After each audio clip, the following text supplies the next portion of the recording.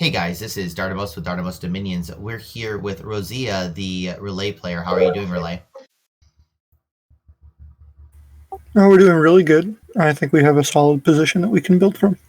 Gazlov, thank you for joining me in this interview. Thanks for having me. RCK, when you're back, welcome. Oh, I'm here. Oh, nice. Okay, so relay, I'm really excited because I didn't want Gazlov to not be here because I know Gazlov, you have a low opinion of relay. Is that correct? Only because of the number of players I've played with who just didn't do anything with the nation. I'm excited to see how aggro are you looking to go, Rosvea? So I've made the mistake in the past, especially with a nation like this, where you get stronger as the game goes on, that sometimes you're over aggressive in the beginning and you're not patient enough. So I'm planning on being a little bit patient. Like, I think some people expected me to go straight for the second pond, and I'm not going to do that yet. I'm going to wait until I have Construction 5 and Teleportation. I'm just going to teleport across then. Conjuration 5 for Water Elementals. So I'm planning on attacking somebody once I feel capable of it. But since I'm in a good position to build up right now, because there's nobody threatening me right at this second, or if they are threatening me, they're not threatening my important land, I don't mind playing it safer at the beginning of the game. Have you talked to any of the players nearby? You can see Airmore to the south in the image there, and we know where their capital is, and it's pretty good distance from their capital, so I've started to contact people regarding Airmore. But other than that, I haven't really talked to anybody yet. I figure most people don't particularly want to talk to me. Since I'm sitting in the pond and they feel like, we don't really want to talk to this guy. Oh, you got the iPebble plane. That's awesome. This would actually be really good for you, too. I don't know if you know this, but if you search this, you can get a whole bunch of different items for free, and they're like little 5-gem items, and I don't know if it's worth it, though. Well, we'll be going everywhere with site searchers as the game goes on. Right now, I'm focused more on infrastructure. Now, I just got done talking to the Airmorian player, and one of the things, I mean, obviously, when you talk to an Airmore player, the first thing that comes up is the word coalition. And so I wanted to know from your end, is there a coalition? So a coalition is not my number one priority.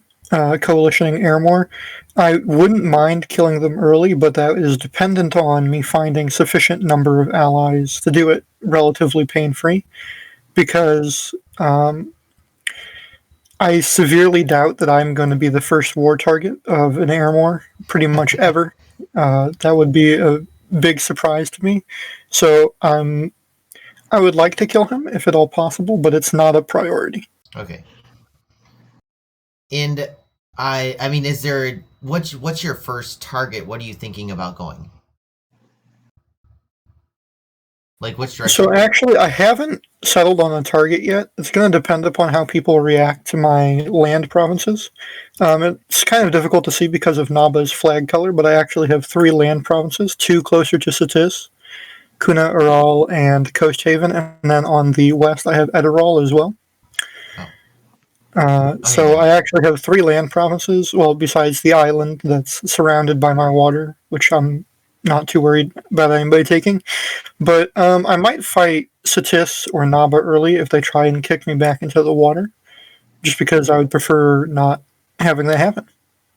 Now, we were having an argument because we went through every single nation that you were teamed up against, and one of the discussions was about Naba. How do you feel the strength-wise versus Naba? Do you feel confident about that, or how do you feel? So, Naba is kind of a difficult target for Rollier, I would say, on the battlefield itself. There are certainly things I can do that are a little bit more difficult for them to deal with, like, I guess if I could spread cold somewhere, then that would lessen the effect of some of their strong evocation spells. But they're a little bit tricky for me to deal with because they have stealthy astral mages, and they also have really strong evocation mages. So if I can threaten his astral out with Mind Hunt, and then I can, or with a magic duel, and then I can Mind Hunt his armies because I've kicked his astral off, then maybe that would be an idea. But before that, I have meteorite guards and mind blasters are really good against a small number of people, but I would not say that I am looking forward to fighting him if he has any research at all. Your home recruitment. I don't have your recruitment for this turn. What does it usually look like? Oh, you're not buying. Okay. What are you usually doing? I'm not recruiting anything. I don't think I recruited anything that turn for the specific purpose of setting up infrastructure because I'm comfortable with my expansion. I'm not going to continue expanding right now. Okay. So it's very greedy, but I think since I'm focusing on underwater infrastructure first, and I already have some expansion parties out, I don't think I'm in too much danger. But for the expansion parties, if you want to go ahead and select one of them, since we just had a couple battles there. Let's actually watch it in action. I'd like to see this. Yeah. This is on land, so it's pretty much the same setup as what I have underwater. It's just Meteorite Guard on hold and attack, and then I'm letting all the Mind Blasts go off before they enter melee. It does a little bit of damage, and it also strings out the enemy so that they don't all attack me at the same time. And I haven't tested their expansion excessively, so I'm not entirely sure that that's the number one way you should expand, but from what tests I have done, it seemed like it was an effective method of expansion. Against the lizards, they do attrition out some of my meteorite guards, but I don't need to take anything else with that squad. This was amazing, dude. This looked like art. You had, I think, that one less meteorite guard, and you would have been in big trouble. One less of any of these guys, and I think you would have been in big trouble. This is beautiful. I think I would have been okay because I have the life drain. So even in melee, while they do take some damage, they would have killed at least a few of them and then probably routed anyway. Have you failed in any expansions, or have they all been successful? I think there might have been one bump at some point somewhere, but then I just went back to my cap, and then it was just because I had attrition down. Like, you can lose a few meteorite guard, and eventually you'll run out of steam. Especially with my original expansion party doesn't have the sturdiest troops. So that one probably went back to the cap at some point to refill. And I think I still have a couple of the little Lobo guard or whatever who I left behind simply so that they wouldn't reduce my morale at all. And yeah, it's a pretty simple tactic. I actually got kind of lucky there. And somebody was crippled and he blocked the barbarians. I think those are barbs. Yeah, they are. This looked like a tough province to take, dude. Yeah, well, there weren't that many of them, but yeah, it ended up going pretty well. How has the summoning gone?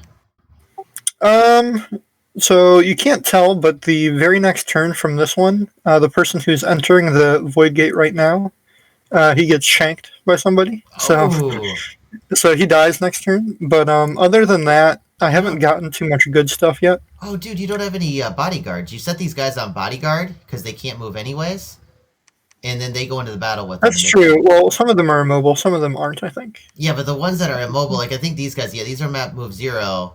Oh, no, these guys you want to... So, yeah, I mean, anything that's immobile, you just keep them in there because they got nothing better to do. That's true. Until you have to defend the cap versus, I don't know who would go underwater. Maybe one Snava gets Marids or something. Yeah, and so, I mean, like, but when you get shanked by the Void Gate, you have bodyguards. So, I believe it was... Here, who killed me? 3 Great Othernesses, which are size 6 tramplers with 4 resistances. So I don't think it would have helped me in this particular case, but yes, normally that would work, I guess. Maybe next time when it's like not 3 greater Othernesses. Holy crap! Are you going to try to fight for this province right here from Airmore?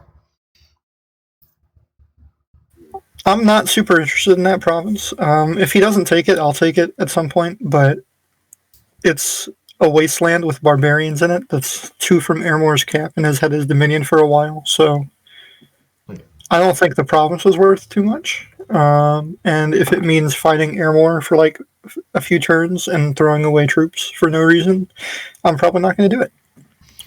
Are you worried about his Dominion pushing into yours? Because that seems like a That's scary. actually what I'm prioritizing right now, is getting Mage Priest over there to push my Dominion back and putting up temples. So that's why I'm moving in there now. I have the Prophet moving over, and then my Mage Priest coming over from the province Sea of was it Sea of Silence? Okay, this guy right here. What's interesting, I'm Yeah, seeing that you've got 3 forts going up. This one from a while ago. Oh, no, this one from a while ago. No, this one from a while. Sorry. yeah, that one was the first one. Okay, so you got this one coming up, and then you built 2 more this turn. Right. Okay. And then the next turn, I put up temples, labs, all that stuff. So I cut recruitment specifically of troops just so that I could put up infrastructure faster.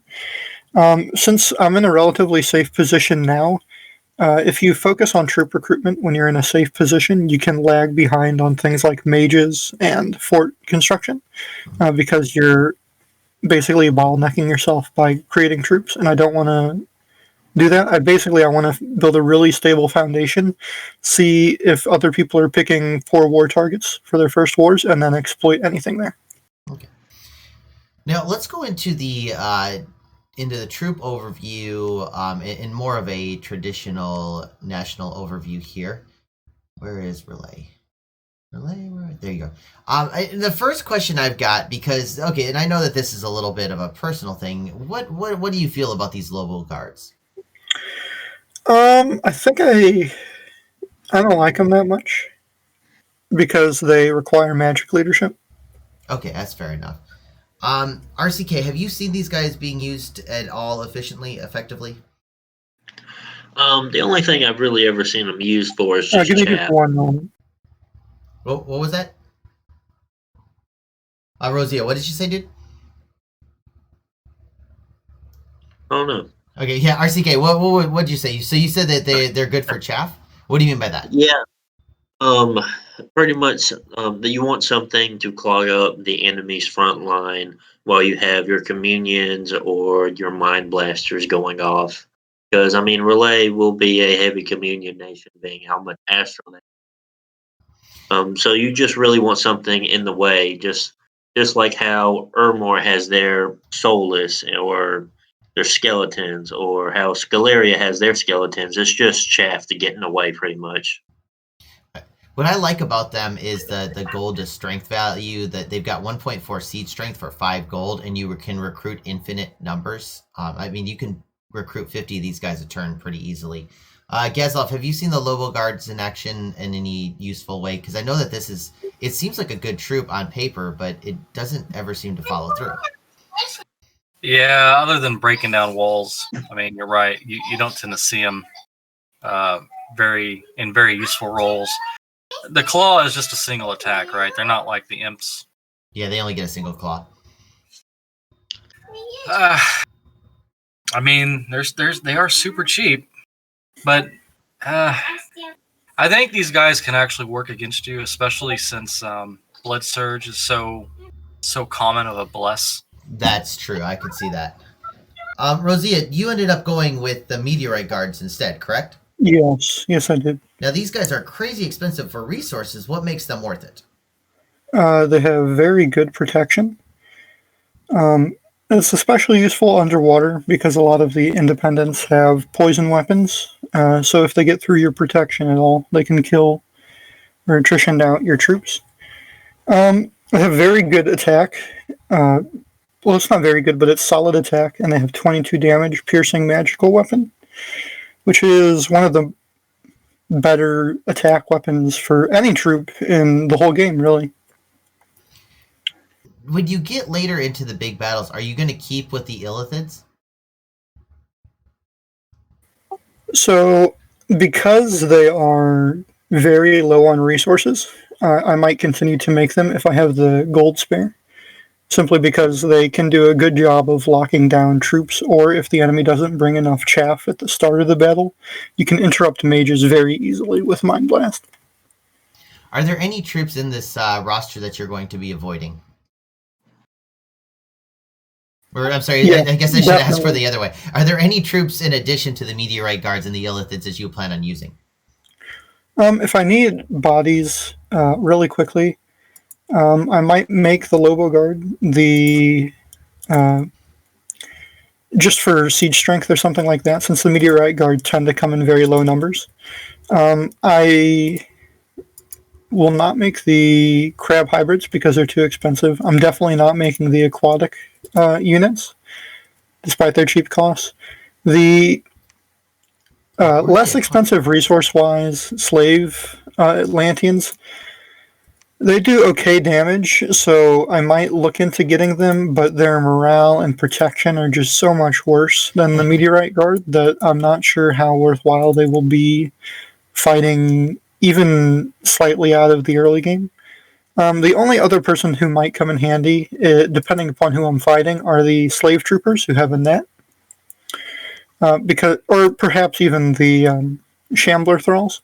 The net to lock down potentially difficult to hit targets, and then the Shambler Thralls as well to trample. Although that would only be versus size 2, it could still potentially do something for me depending upon who I'm fighting. Have you seen, Geslov, have you seen anything used by Relay other than the Illithids, the Meteorite Guards, and the Lobos, or is that kind of their bread and butter, and then, like, you know, lightly season the other stuff? Well, I've seen the crab guys in action. I think they're pretty good. You've seen these guys, really? Well, so they're very expensive in gold, and they're aquatic. They're aquatic only. Okay, never mind. Yeah, Maybe I can see. Yeah, initially, because they had crab claws, I thought that they might be armor-piercing damage, but they are not, unfortunately. It is untyped damage, so it's not reduced by physical resistance, but other than that, they're pretty expensive for two 18 damage attacks. I would rather seen this before. A few Slave Guardians instead. Like, you're right, it's untyped. There's literally nothing next to it. It's not slashing, piercing, nothing. No, so cool. all of the crab claws, I think, most of the crab claws that are in the game are like that. I mean, does this? I mean, I thought that all of this stuff was usually a positive, but you said that there's a positive for being untyped as well, right? Yeah. So physical resistances through stuff like Wave Warriors or Temper Flesh have the damage post prot of slashing, piercing, or blunt damage, but untyped damage does not get reduced by that. That's so cool. Okay. Now your mages, what are you gonna be using for your research mage? So I'm making slave mages right now. Those are my researchers, and they're probably going to be sort of the primary communion mage, at least one of the main ones. Once I get extra labs up outside of my capital, I start making forts. They're probably going to start being switched over to there while I focus more on the strong astral mages, the cap only ones, star spawn, because they're such good mages. Astral 3 with a chance for Astral 4, and I think even 5, if I remember correctly, it's a very high level path that you can get. I've seen an S6 on these guys. It is possible, but it's like the stars. It's unlikely, but it is doable. I have talked to Novell before, and I know that once the game gets into the mid game, he'll start protecting his Dusk Elders if he makes them with his Pretender to protect them from Magic Duel. And if I have strong enough Astral Mages, I might be able to just duel his Pretender down as well. Oh, wow. So that's a potential, but it's unlikely for me to throw away like multiple of them for that kind of a thing. Additionally, I think all of the mages are fine in their lineup. The other star spawn are obviously they're priests, so if you want to not spend an additional turn making the normal slave priest, you would get the star spawn version who also has decent magic leadership. They're going to be my summoners for the void, and they're also going to go around and put up my temples. And if I need death in my comedians for some reason outside of my capital, I would also make those. The slave mages have potential for Earth. This is going to be my main source of Earth. They can get Astral too, which is always useful. Water 3 has uses, especially underwater. It's less useful on land, but there are still some things they can do. And then the nature randoms protect me from poison, allow me to do poison, and later in the game will allow me to buff up my army and really make the meteorite guards pretty fearsome. It also allows you to look for the underwater, the kelp fortresses, right? Yeah, there are a number of nature sites underwater. It's really nice to get into nature underwater because it's actually decently common to find nature sites there. Yeah, and it's really interesting because these guys are wonderful. Without the nature from this one mage, you would not be able to get nature into your communions, and you wouldn't be able to find those kelp fortresses. One of the things I really like about Relay is there is not a useless mage here. There's no mages that you would skip out. Right, and then the star children are for assassin BS in the mid game mostly, I guess. And if I need a cheaper communion slave, they're also available for that role. RCK, have you ever? Sorry. Go ahead, keep going. Well, they're stealthy as well. So since they're the only stealthy mage, there's, I guess, potential uses for that. Particularly if they have water bottles or something. RCK, have you ever dealt with a Star Child water bottle BS? Yes, I actually have. And I was actually playing as Ermor. Okay. This was a later game. I think this was around turn 40 or 50. It did stop me in my tracks for a few turns up until I was able to move my Pretender God out, which is that time. It was a twice-born Freak Lord, which turns into like a Titan chassis. So after I moved him out, I think it was like one turn they tried to assassinate one of my provinces, and he lost like 50 water gems because he lost every assassin on top of 5 water or bottles of living water along with it. Up until that point, and since I took all those and just gave them to my lictors, it really helped out the assassin spam. It was a really good counter afterwards. It did stop me in my tracks for a few turns though. Do you think it's a broken mechanic? Assassinate or assassins? Yeah, especially the Star Children. Not particularly. I think it's fine. Yeah, Gazla, what's your thought on the Star Child assassins? I think there are worse assassins to deal with than these guys, but those look pretty nasty. Rosvea, are you planning on using these in tilting your opponents? Not for that specific purpose. Okay. Yeah, it's really interesting because I'm planning on using them. Don't get me wrong, but not for that purpose. Now, what are you planning on using them for?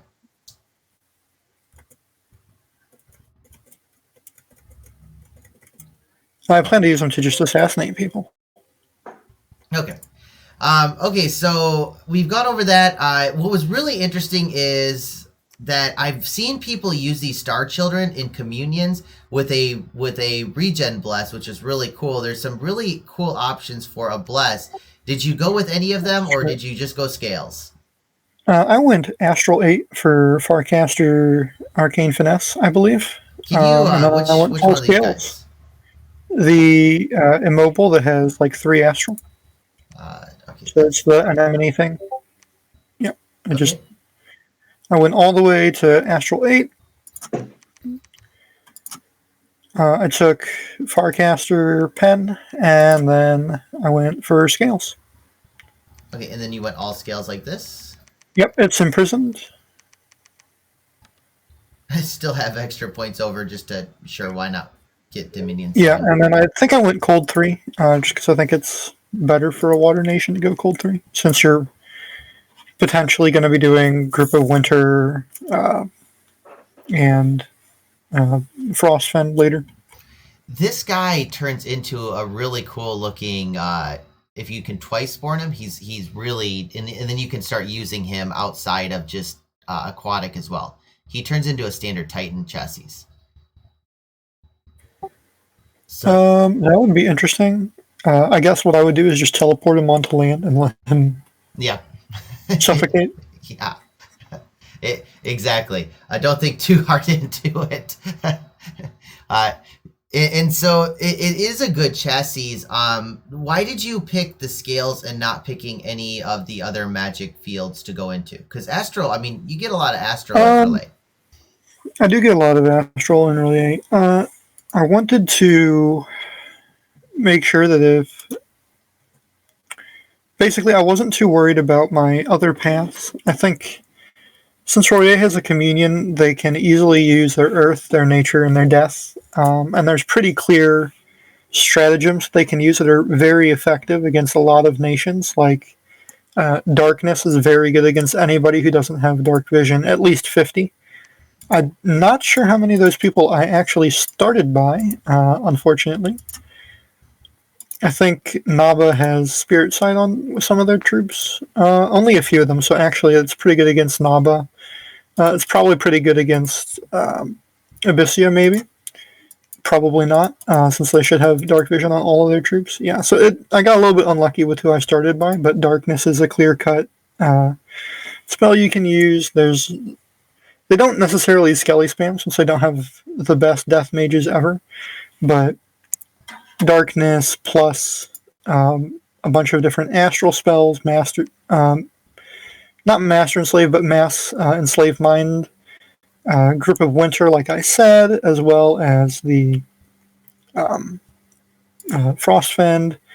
And then you start doing stuff like Frozen Heart, and if somebody doesn't have a lot of cold resistance, they can, get snowed under pretty quick. I also conveniently have a nice little island at 124, which I think can let me do Woven Winter, if I'm not mistaken. That is correct. So I can have a nice protected land province that I can Woven Winter people from if I need to.